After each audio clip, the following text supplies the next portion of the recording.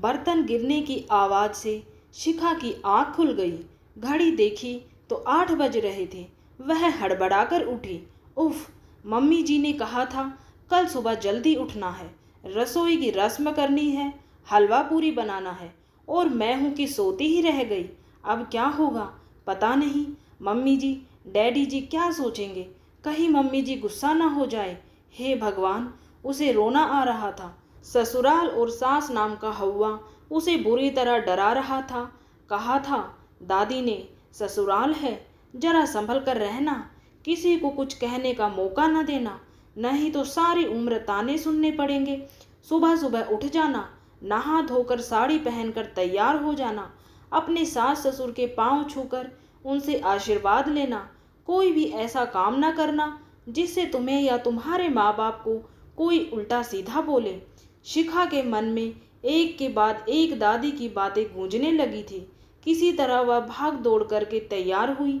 ऊंची नीची साड़ी बांधकर वह बाहर निकल ही रही थी कि आईने में अपना चेहरा देखकर वापस भागी, और बिंदी सिंदूर आदत नहीं थी तो सब लगाना भूल गई थी।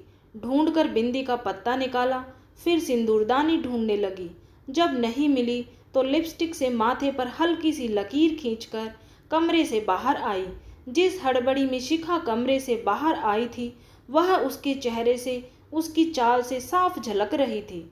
लगभग भागती हुई वह रसोई में दाखिल हुई और वहां पहुंचकर ठिठक गई।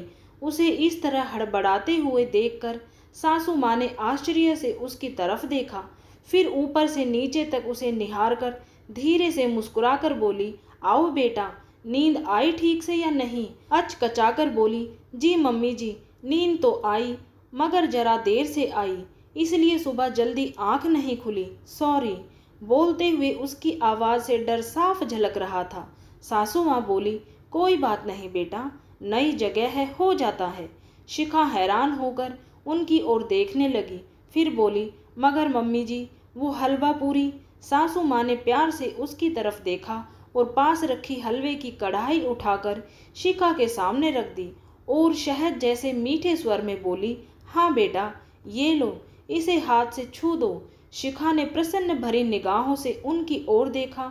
उन्होंने उसकी ठोड़ी को स्नेह से पकड़कर कहा, बनाने को तो पूरी उम्र पड़ी है, मेरी इतनी प्यारी गुड़िया जैसी बहू के अभी हंसने खेलने के दिन है, उसे मैं अभी से किचन का काम थोड़ी ना करवाऊंगी।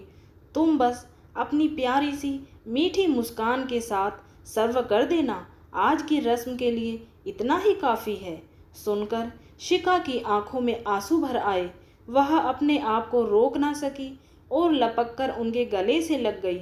उसके रूंधे हुए गले से सिर्फ एक ही शब्द निकला, माँ। तो दोस्तों, ये थी आज की कहानी। उम्मीद है आप लोगों को ये कहानी पसंद आई होगी।